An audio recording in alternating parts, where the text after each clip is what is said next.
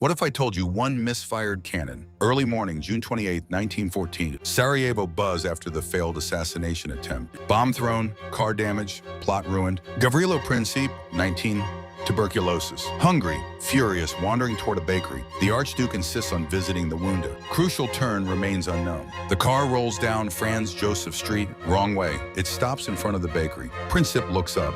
He pulls his pistol. 2 shots, Franz Ferdinand dies. In Vienna, Hawk sees the moment. Empires fall, borders redraw. Ideologies surge into vacuum. Your passports trace back to a wrong turn.